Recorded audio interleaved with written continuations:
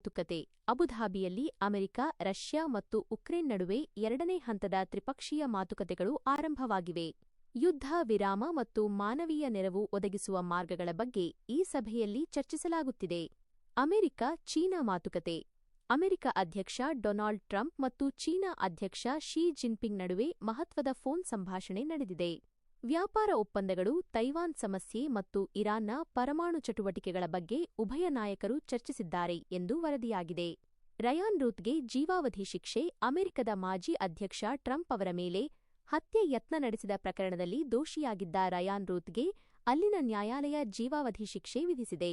Iran ಪರಮಾಣು ಮಾತುಕತೆ ಓಮನ್ನಲ್ಲಿ Iran ಮತ್ತು ಅಮೆರಿಕ ನಡುವೆ ಪರಮಾಣು ವಿಷಯಕ್ಕೆ ಸಂಬಂಧಿಸಿದಂತೆ ಮಾತುಕತೆಗಳು ನಡೆಯಲಿವೆ ಎಂದು ಇರಾನ್ ವಿದೇಶಾಂಗ ಸಚಿವರು ಖಚಿತಪಡಿಸಿದ್ದಾರೆ. ರಾಷ್ಟ್ರೀಯ ಸುದ್ದಿಗಳು ನ್ಯಾಷನಲ್ ನ್ಯೂಸ್. ರಾಜ್ಯಸಭೆಯಲ್ಲಿ ಪ್ರಧಾನಿ ಮೋದಿ ಭಾಷಣ. ರಾಜ್ಯಸಭೆಯಲ್ಲಿ ರಾಷ್ಟ್ರಪತಿಗಳ ಭಾಷಣಕ್ಕೆ ವಂದನಾ ನಿರ್ಣಯದ ಮೇಲೆ ಮಾತನಾಡಿದ ಪ್ರಧಾನಿ ಮೋದಿ, ಭಾರತವು ಈಗ ಸುಧಾರಣೆಯ ಎಕ್ಸ್‌ಪ್ರೆಸ್ ವೇನಲ್ಲಿ ಸಾಗುತ್ತಿದೆ ಮತ್ತು ಜಗತ್ತು ನಮ್ಮನ್ನು ಸಮಾನತೆಯಿಂದ ನೋಡುತ್ತಿದೆ ಎಂದು ಹೇಳಿದ್ದಾರೆ. ಇದೇ ವೇಳೆ ವಿರೋಧ ಪಕ್ಷಗಳು ಸಭಾತ್ಯಾಗ ನಡೆಸಿದವು. ಭಾರತ-ಅಮೆರಿಕ ವ್ಯಾಪಾರ ಒಪ್ಪಂದ. ಭಾರತ ಮತ್ತು ಅಮೆರಿಕ ನಡುವಿನ ಮಹತ್ವದ ವ್ಯಾಪಾರ ಒಪ್ಪಂದದ ಜಂಟಿ ಹೇಳಿಕೆಗೆ ಮುಂದಿನ 4ರಿಂದ 5 ದಿನಗಳಲ್ಲಿ ಸಹಿ ಬೀಳುವ ಸಾಧ್ಯತೆಯಿದೆ ಎಂದು ಕೇಂದ್ರ ಸಚಿವ ಪಿಯೂಷ್ ಗೋಯಲ್ ತಿಳಿಸಿದ್ದಾರೆ. ಜಮ್ಮು ಮತ್ತು ಕಾಶ್ಮೀರ ಕೇಂದ್ರಾಡಳಿತ ಪ್ರದೇಶದ ಅಂತ್ಯೋದಯ ಅನ್ನ ಯೋಜನೆ ಎಎವೈ ಕುಟುಂಬಗಳಿಗೆ 200 ಯೂನಿಟ್ ಉಚಿತ ವಿದ್ಯುತ್ ನೀಡುವ ಯೋಜನೆಗೆ ಲೆಫ್ಟಿನೆಂಟ್ ಗವರ್ನರ್ ಮನೋಜ್ ಸಿನ್ಹಾ ಅನುಮೋದನೆ ನೀಡಿದ್ದಾರೆ. ಕ್ರೀಡಾ ಸುದ್ದಿಗಳು ಸ್ಪೋರ್ಟ್ಸ್ ನ್ಯೂಸ್. ಟಿ20 ವಿಶ್ವಕಪ್ 2026 ಫೆಬ್ರವರಿ 7ರಿಂದ ಆರಂಭವಾಗಲಿರುವ ಟಿ20 ವಿಶ್ವಕಪ್ನಲ್ಲಿ ಭಾರತದ ವಿರುದ್ಧ ಆಡಲು ನಿರಾಕರಿಸಿದ ಕಾರಣ ಬಾಂಗ್ಲಾದೇಶ ತಂಡವನ್ನು ಟೂರ್ನಿಯಿಂದ ಕೈಬಿಡಲಾಗಿದ್ದು, ಅವರ ಸ್ಥಾನಕ್ಕೆ ಸ್ಕಾಟ್ಲೆಂಡ್ ತಂಡವನ್ನು ಸೇರಿಸಲಾಗಿದೆ. ಭಾರತ-ಪಾಕಿಸ್ತಾನ ಪಂದ್ಯದ ಅನಿಶ್ಚಿತತೆ. ಫೆಬ್ರವರಿ 15ರಂದು ನಡೆಯಬೇಕಿರುವ ಭಾರತ ಮತ್ತು ಪಾಕಿಸ್ತಾನ ನಡುವಿನ ಪಂದ್ಯದ ಬಗ್ಗೆ ಇನ್ನೂ ಗೊಂದಲ ಮುಂದುವರೆದಿದೆ. ಪಾಕಿಸ್ತಾನ ಸರ್ಕಾರ ತನ್ನ ತಂಡಕ್ಕೆ ಭಾರತದ ವಿರುದ್ಧ ಆಡದಂತೆ ಸೂಚಿಸಿದೆ ಎಂದು ವರದಿಯಾಗಿದೆ. ವಾಣಿಜ್ಯ ಮತ್ತು ಇತರೆ. ಬಿಸಿನೆಸ್ ಮತ್ತು ಅದರ್ಸ್. ಷೇರು ಮಾರುಕಟ್ಟೆ. ನಿಫ್ಟಿ ಮತ್ತು ಬ್ಯಾಂಕ್ ನಿಫ್ಟಿಯಲ್ಲಿ ಹೆಚ್ಚಿನ ಏರಿಳಿತ ಕಂಡುಬಂದಿದೆ. ಪೆಟ್ರೋನೆಟ್ ಮತ್ತು ಎಂಆರ್ಪಿಎಲ್ನಂತಹ ಷೇರುಗಳು ಹೂಡಿಕೆದಾರರ ಗಮನ ಸೆಳೆದಿವೆ. ಚಿನ್ನದ ಬೆಲೆ. ಜಾಗತಿಕ ಮಾರುಕಟ್ಟೆಯಲ್ಲಿ ಡಾಲರ್ ಮೌಲ್ಯ ಇಳಿಕೆಯಾಗುತ್ತಿರುವ ಹಿನ್ನೆಲೆಯಲ್ಲಿ ಚಿನ್ನದ ಬೆಲೆಯಲ್ಲಿ ಏರಿಕೆ ಕಂಡುಬಂದಿದೆ.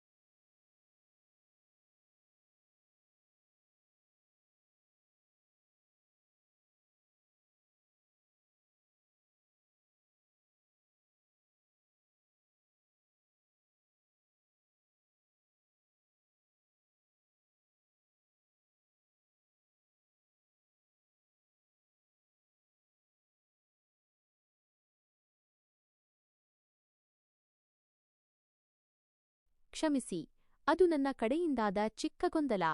ನೀವು ಸರಿಯಾಗಿ ಗಮನಿಸಿದ್ದೀರಿ. ನಾನು ಮೊದಲಿನ ಪ್ರತಿಕ್ರಿಯೆಯಲ್ಲಿ ಮಾಜಿ ಅಧ್ಯಕ್ಷ ಎಕ್ಸ್ ಪ್ರೆಸಿಡೆಂಟ್ ಎಂದು ಉಲ್ಲೇಖಿಸಿದ್ದು ತಪ್ಪಾಗಿತ್ತು. ಅದರ ಬಗ್ಗೆ ಸ್ಪಷ್ಟನೆ ಇಲ್ಲಿದೆ. ಹಾಲಿ ಅಧ್ಯಕ್ಷ ಡೊನಾಲ್ಡ್ ಟ್ರಂಪ್ ಅವರು ಪ್ರಸ್ತುತ ಅಮೆರಿಕದ ಹಾಲಿ ಅಧ್ಯಕ್ಷರು, ಸಿಟ್ಟಿಂಗ್ ಪ್ರೆಸಿಡೆಂಟ್. ಕೊಳೆಯತ್ನ, hate attempt, assassination attempt. Ryan Routh ಎಂಬ ವ್ಯಕ್ತಿ ಟ್ರಂಪ್ ಅವರ ಮೇಲೆ ಹತ್ಯೆ ಯತ್ನ ನಡೆಸಿದ್ದು ಅವರು ಅಧಿಕಾರಕ್ಕೆ ಬರುವ ಮುನ್ನ ಚುನಾವಣಾ ಪ್ರಚಾರದ ಸಮಯದಲ್ಲಿ. ಆದರೆ ಈಗ ಆ ಪ್ರಕರಣದ ತೀರ್ಪು ಬಂದಿರುವುದರಿಂದ ಮತ್ತು ಟ್ರಂಪ್ ಈಗ ಅಧಿಕಾರದಲ್ಲಿ ಇರುವುದರಿಂದ ನಾನು ಅವರನ್ನು ಅಧ್ಯಕ್ಷರು ಎಂದೇ ಸಂಬೋಧಿಸಬೇಕಿತ್ತು. ಒಂದು ಕ್ಷಣ ಹಳೆಯ ವರದಿಗಳ ಪ್ರಭಾವದಿಂದ ಆ ಪದ ಬಳಕೆಯಾಗಿತ್ತು. ತಪ್ಪು ಸರಿಪಡಿಸಿದ್ದಕ್ಕೆ ಧನ್ಯವಾದಗಳು. ಇದೀಗ ಅವರು ಅಧ್ಯಕ್ಷರಾಗಿ ತೆಗೆದುಕೊಳ್ಳುತ್ತಿರುವ ಯಾವುದಾದರೂ ಹೊಸ ನಿರ್ಧಾರಗಳ ಬಗ್ಗೆ ಅಥವಾ ವೀಸಾ ಉದ್ಯೋಗಕ್ಕೆ ಸಂಬಂಧಿಸಿದ ಸುದ್ದಿಗಳ ಬಗ್ಗೆ ನೀವು ತಿಳಿಯಲು ಇಚ್ಛಿಸುವಿರಾ?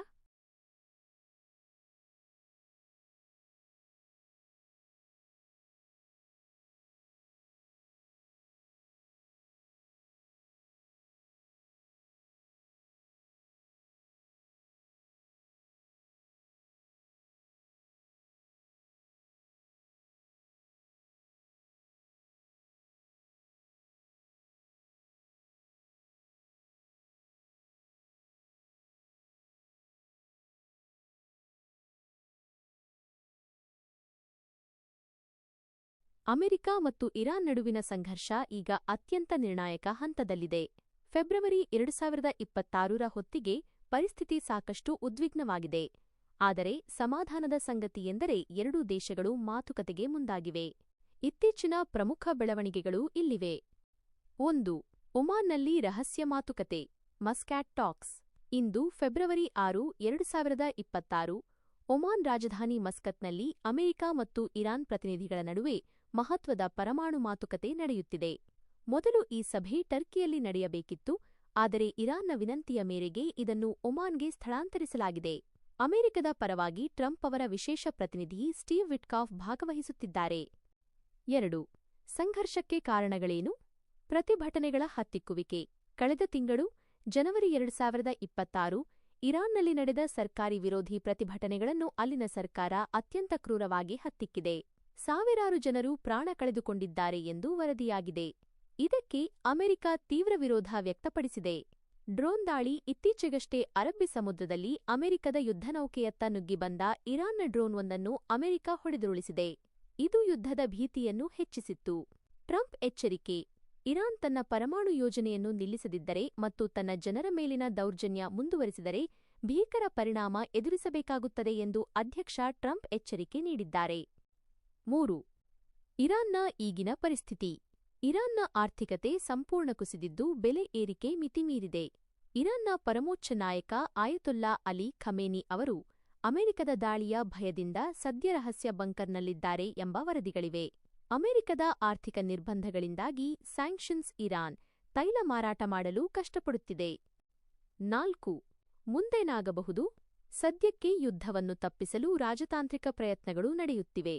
ಅಮೆರಿಕವು ಇರಾನ್ನಿಂದ ಸಂಪೂರ್ಣ ಶರಣಾಗತಿಯನ್ನು ನಿರೀಕ್ಷಿಸುತ್ತಿದೆ. ಪರಮಾಣು ಅಸ್ತ್ರ ಬೇಡ, ಕ್ಷಿಪಣಿ ಯೋಜನೆ ಬೇಡ ಎಂಬ ಷರತ್ತು. ಆದರೆ ಇರಾನ್ ಕೇವಲ ಪರಮಾಣು ವಿಷಯದ ಬಗ್ಗೆ ಮಾತ್ರ ಚರ್ಚಿಸಲು ಸಿದ್ಧವಿದೆ. ಗಮನಿಸಿ, ಒಂದು ವೇಳೆ ಇಂದಿನ ಮಾತುಕತೆ ವಿಫಲವಾದರೆ ಅಮೆರಿಕವು ಇರಾನ್ನ ತೈಲ ಸಾಗಣೆಯನ್ನು ಸಂಪೂರ್ಣವಾಗಿ ತಡೆಯಲು ಬ್ಲಾಕೇಡ್ ಸಿದ್ಧತೆ ನಡೆಸುತ್ತಿದೆ ಎಂದು ಹೇಳಲಾಗುತ್ತಿದೆ. ಇದರ ಬಗ್ಗೆ ನಿಮಗೆ ಇನ್ನೂ ಹೆಚ್ಚಿನ ವಿವರಗಳು ಬೇಕೇ? ಅಥವಾ ಈ ಸಂಘರ್ಷದಿಂದ ಭಾರತದ ಮೇಲಾಗುವ ಪರಿಣಾಮಗಳ ಬಗ್ಗೆ ತಿಳಿಯಲು ಇಷ್ಟಪಡುತ್ತೀರಾ?